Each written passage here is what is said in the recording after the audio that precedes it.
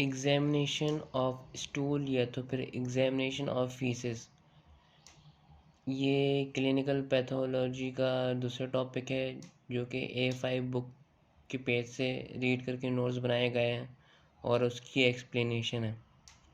सबसे पहले collection of faeces कैसी होगी?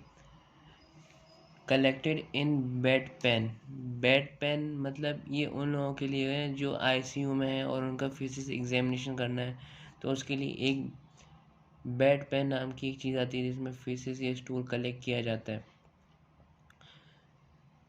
अगर बेड पेन से कलेक्शन हो रही है तो पेशेंट की जो यूरिन है उसकी नर्स को चाहिए कि यूरिन जो है वो स्टूल सैंपल में मिक्स ना हो।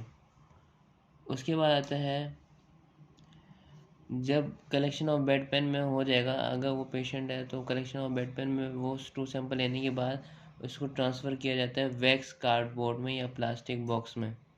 ठीक है, अगर वो पेशेंट आईसीयू पे नहीं है तो डायरेक्ट प्लास्टिक बॉक्स में ले सकते हैं सैंपल। उसके बाद क्वांटिटी जो है वो 4 ml होनी चाहिए, सही है। और in order to detect parasite 4 ml क्यों होनी चाहिए? दो वजूहत हैं उसकी। एक, in order to detect parasite in low concentration. दूसरी वजह क्या है? To prevent rapid dry of faeces. Rapid dry of faeces जल्दी जल्दी सूखे ना, उस वजह से भी 4 ml क्वांटिटी में ज़रूरी होता है। और लैब में भेजा जाना चाहिए ये 1 घंटे से पहले फॉर टेस्टिंग।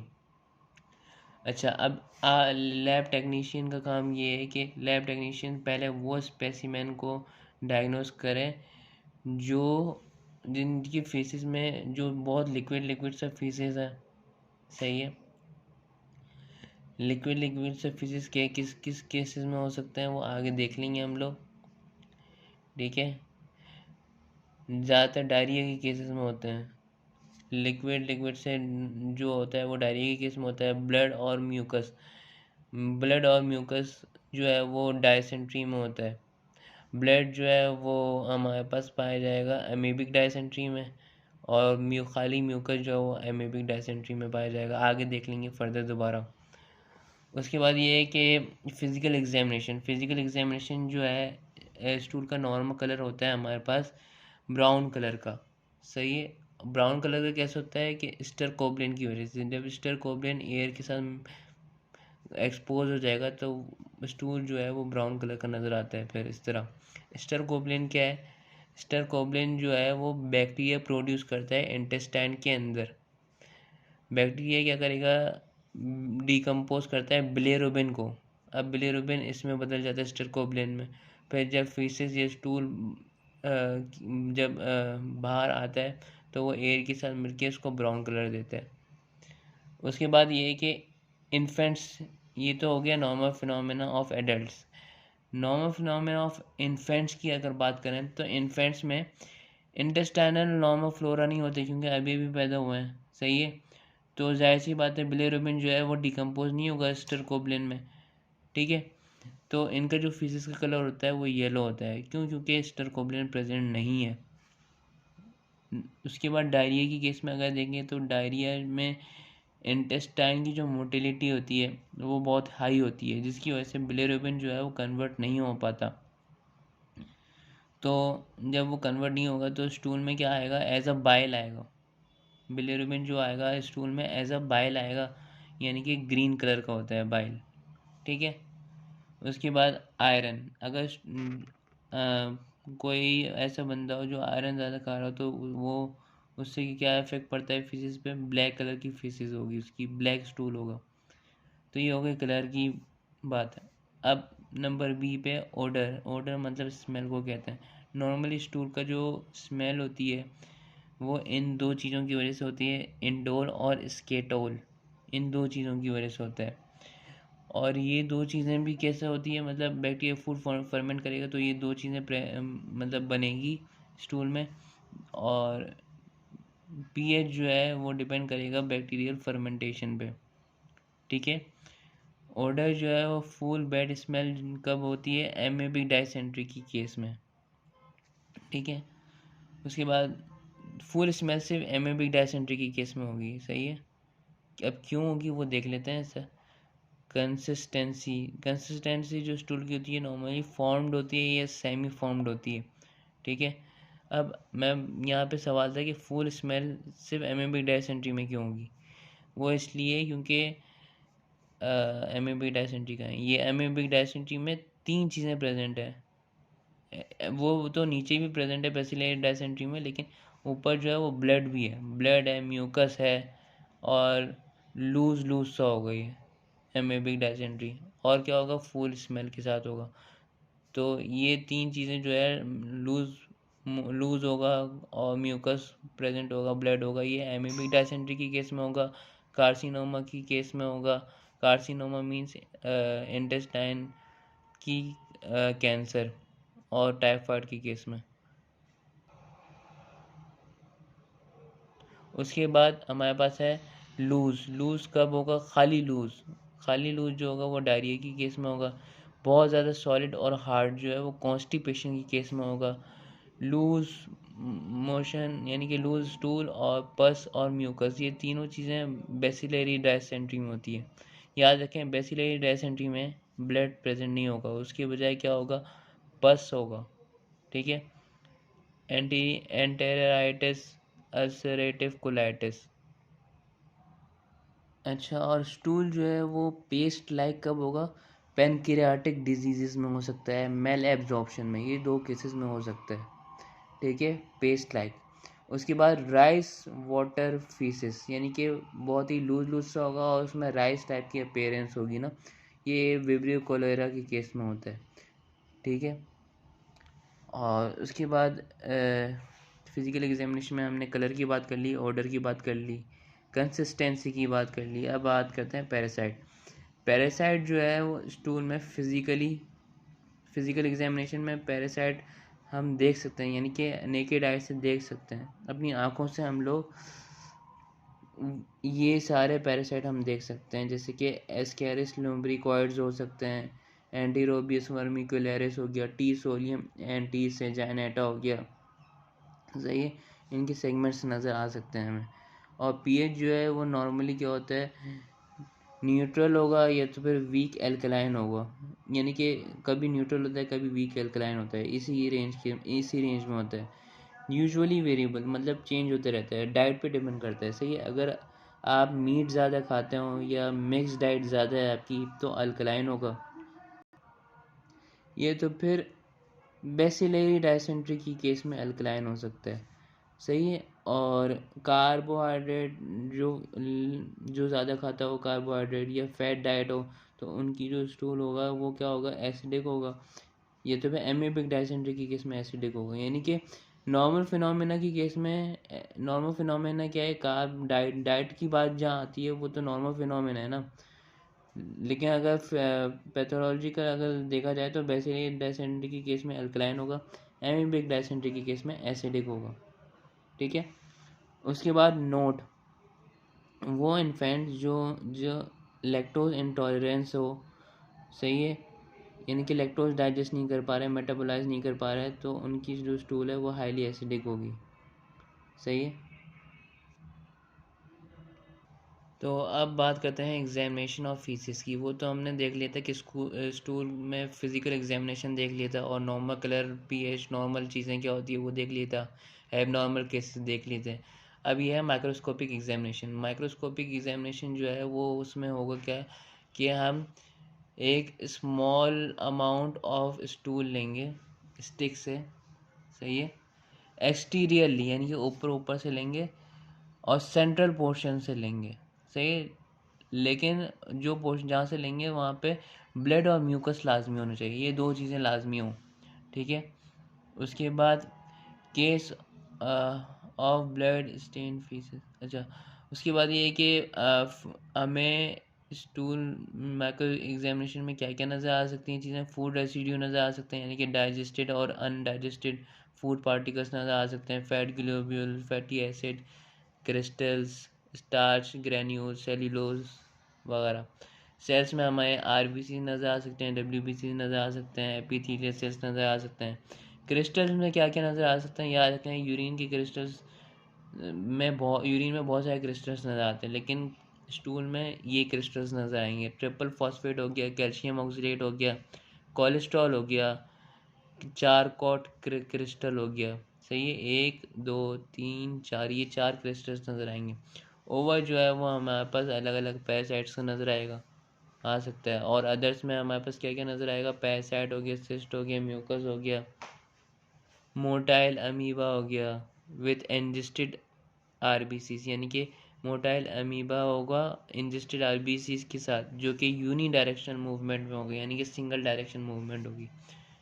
अच्छा, नोट के आगे नॉर्मली नॉर्मल स्ट्रक्चर जैसे कि हेयर हो गया, वेजिटेबल फाइबर हो गए, फैट ग्लोब्यूल हो गए, ईस्ट हो गया, पोलन हो गया। ये कभी कभी इससे कभी कभी कन्फ्यूजन हो जाती है कि ये जो चीज़ें हैं ऊपर जो मेंशन की गई है, पोलन हो गया, ईस्ट हो गया, ये कभी कभी कन्फ्यूजन हो जाती है इससे ओवा और सिस्ट की। कभी कभी हम लोग समझ लेते हैं कि वेजिटेबल फाइबर जो है वो ओवा या सिस्ट है, या ईस्ट जो है, ईस्ट भी राउंडेड होता है, ओवा भी राउंडेड होता है। तो इन चीज़ों से कन्फ्यूजन नहीं होनी चाहिए। उसके बाद जो हम एग्जामिनेशन करते हैं स्टूल की, वो कैसे करते हैं, ये इस तरह की हमारे पास स्लाइड होती है। एक तरफ नॉर्मल स्लाइड प्लस स्टूल होगा, दूसरी तरफ ल्यूगोल्स आयोडीन प्लस स्टूल होगा।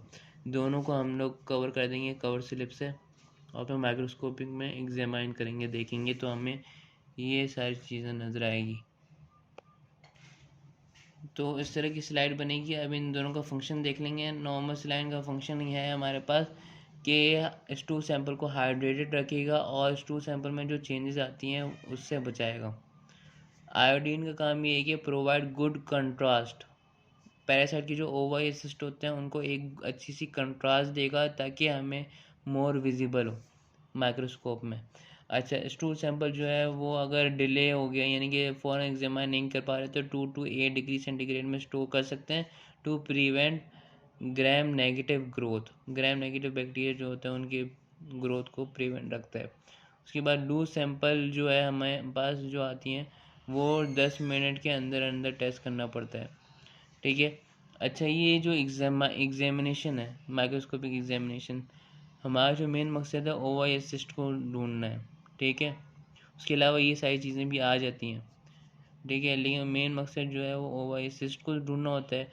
अब ओवाइसिस्ट कभी कभी हमें जो स्टूल के सैंपल लेने होते हैं पेशेंट के, वो 3 दफ़ा लेने होते हैं। 3 दफ़े क्यों लेने होते हैं, क्योंकि कभी कभी ऐसा होता है कि पहले या दूसरे में हमें सही से नज़र नहीं आता, फिर तीसरे वाले में सही से नज़र आता है। तीसरे वाले में सही से नज़र क्यों आता है, क्योंकि तीसरे वाले में पेशेंट क्या करवाता है, ट्रीटमेंट करवाता है, मैग्नीशियम पर्ज नाम की एक ट्रीटमेंट है।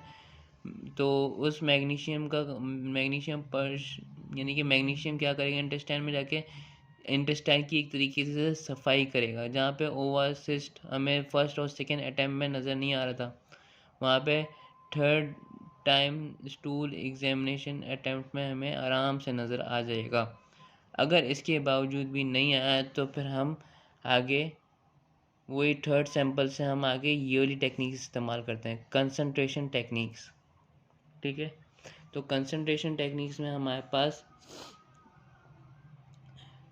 कंसंट्रेशन टेक्निक्स हम कब इस्तेमाल करेंगे, अप्लाइड आफ्टर अबव मेथड, यानी कि वही बात हो गई जो अभी मैंने कही थी। ठीक है। और लेकिन अगर थर्ड अटैम्प्ट में ऊपर वाले मेथड में अगर थर्ड अटैम्प्ट में नज़र नहीं आया है, लेकिन फिर भी सस्पेक्टेड है कि बहुत ज़्यादा सस्पेक्टेड है कि पैरासाइट की वजह से इन्फेक्शन या डिजीज़ हुई है, तो फिर जाके हम करेंगे। अगर सस्पेक्टेड नहीं है और थर्ड अटैम्प्ट में भी इसमें हमें नज़र नहीं आया, तो फिर आगे करने की हमें ज़रूरत नहीं है। ठीक है। अब कुछ ओवाइसिस्ट जैसे कि ये एग्जांपल याद रखना ज़रूरी है, सच एज सेचिस्टोमा और टीनिया सोलियम और टीनिया सेजाइनेटा। ये 3 पैरासाइट्स ऐसे हैं जिसमें हमें ज़रूरी नहीं है कि ऊपर वाले मेथड में हमें नज़र आए। क्यों? क्योंकि ये स्कैंटी होते हैं। सही है। तो इसलिए ये मेथड, ये कंसंट्रेशन टेक्निक्स बहुत ज़्यादा ज़रूरी हैं। कंसंट्रेशन टेक्निक्स में भी हमारे पास 3 मेथड्स आते हैं, जिसमें सबसे इम्पोर्टेंट वाला जो है, जो ज़्यादातर किया जाता है, वो है फॉर्मेलिन ईथर सेडिमेंटेशन। ये बेस्ट है। ये बेस्ट क्यों है? क्योंकि इट किल्स एंड प्रिजर्व ये किल करेगा पैरासाइट को और प्रिजर्व करता है ओवोसिस्ट को, यानी कि तीनों चीज़ों को प्रिजर्व रखेगा सही से, और उनकी मॉर्फोलॉजी को भी प्रिजर्व रखेगा। इसमें जो प्रोसीजर है वो हमारे पास क्या है, हमारे पास एक कॉनिकल ट्यूब होती है 15 ml वाली, इसमें से हम 2 ml फीसिस डालेंगे, ठीक है, और 3 ml सलाइन डालेंगे। 3 ml सलाइन जब हम डालेंगे तो वो 15 ml मार्क जहाँ हुआ था ट्यूब पे, जो 15 ml वाला जो मार्क हुआ था वहाँ तक बढ़ जाएगा। अगर 3 ml के बाद भी नहीं बढ़ा तो हमें ये मार्क तक बढ़ना ज़रूरी है। उसके बाद ये है कि सेंट्रीफ्यूज करेंगे 1 मिनट तक 1500 RPM पे। फिर उसके बाद ये प्रोसेस रिपीट करते रहेंगे जब तक कि साफ़ सुथरा एक सेडिमेंट मतलब नीचे सबसे सेटलमेंट, सबसे नीचे जो हमारे पास मटेरियल जमा हो जाते हैं सेंट्रीफ्यूज के बाद, उसे कहते हैं सेडिमेंट। जब तक कि क्लीन सेडिमेंट ना आ जाए तब तक ये प्रोसेस रिपीट होता रहेगा। उसके बाद ये कि सेडिमेंट को हम मिक्स करेंगे अब किसमें, 10 ml ऑफ 10% फॉर्मेलिन में मिक्स करेंगे और 5 मिनट के लिए छोड़ देंगे, ठीक है। उसके बाद हम ऐड करेंगे 3 ml ऑफ ईथर, ठीक है। उसके बाद ये 3 ml ऑफ ईथर डालने के बाद हम सेंट्रीफ्यूज करेंगे दोबारा से 2 मिनट के लिए 1500 RPM पे। तो 1500 RPM पे सेंट्रीफ्यूज करने के बाद हमारे पास जो रिज़ल्ट आएगा वो कुछ ऐसा होगा कि 4 लेयर्स होंगे, ठीक है। 4 लेयर्स नज़र आएंगे जिसमें से सबसे नीचे वाला जो लेयर होगा ना वो पैरासाइट का होगा, ठीक है। पैरासाइट का होगा या OYSS जो भी है उन सब चीज़ों का होगा, यानी कि पैरासाइट से रिलेटेड या पैरासाइट खुद सबसे नीचे होगा। फिर उससे ऊपर वाली जो लेयर होगी वो फॉर्मेलिन की होगी, फिर उससे ऊपर फीकल डेब्रिस की होगी, फिर उससे ऊपर जो होगी वो ईथर की होगी जो हमने बाद में डाला था फॉर्मेलिन के बाद, ठीक है। फॉर्मेलिन डाला था हमने पहले, फिर उसके बाद ईथर डाला था, ठीक है। और बाकी जो फीकल का जो डेब्रिस है यानी जितना भी कचरा है वो ऊपर यहाँ थर्ड लेयर में आ जाएगी, और सबसे नीचे क्या होगा, पैरासाइट होगा, ठीक है।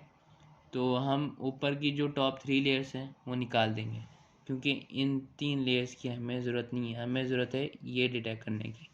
वो निकालने के बाद हम क्या करेंगे, वो निकालने के बाद हम सबसे नीचे से उठाएंगे सेडिमेंट, जहाँ पे हमारे पास सबसे नीचे क्या था, हमारे पास पैरासाइट था, यानी कि पैरासाइट सेडिमेंट में। तो सबसे पहले सबसे नीचे से हम उठाएंगे पैरासाइट को या सेडिमेंट को, और फिर वही वाला मेथड इस्तेमाल करेंगे जो मैं पहले आयोडीन और नॉर्मल स्लाइन वाला मेथड जो था वो वैसी स्लाइड बनाएंगे और माइक्रोस्कोप में देखेंगे वही वाली जैसे हमने यहाँ पे किया था। आयोडीन नॉर्मल स्लाइन और आयोडीन इन दोनों की मदद से हमने बना के स्लाइड बना के माइक्रोस्कोप में जैसे देखा था वैसे ही हम ये लास्ट वाले स्टेप में करेंगे इसके, ठीक है। अब आगे आता है, अच्छा, कंसंट्रेशन टेक्निक का जो दूसरा मेथड है वो है सॉल्ट, सेचूरेटेड सॉल्ट या NaCl फ्लोटेशन टेक्निक। इसमें होता है ये कि ये डिटेक्ट करेगा OY या X को डिटेक्ट करेगा, सही है। पैरासाइट को मुश्किल है, ये सिर्फ 2 चीज़ों को डिटेक्ट करता है। एग, पैरासाइट की जो एग है और या OY उनकी जो वेट होती है वो NaCl से बहुत ही हल्की होगी। तो इसमें होगा ये कि एग या ओवा जो हमारे पास फीसिस में मौजूद हो वो फीसिस हम लेंगे 2 ml और NaCl डाल देंगे, क्वार्टर फिल कर लेंगे, उसके बाद मिक्स करेंगे, सही है। अब क्योंकि एग्स या ओवा का जो वेट है वो NaCl से बहुत लाइटर है तो एग्स या ओवा जो है वो सबसे टॉप पे चले जाएंगे टेस्ट ट्यूब के, और फिर उसके ऊपर हम क्या रखेंगे, कवर स्लिप रख देंगे, ठीक है। कवर स्लिप ऐसा रखेंगे जिसमें जिसमें हमारे पास बीच में कोई एयर बबल ना है, ठीक है। कवर स्लिप रखेंगे और 15 मिनट बाद कवर स्लिप निकाल देंगे, फिर वही कवर स्लिप को हम माइक्रोस्कोप के अंडर देखेंगे, ठीक है।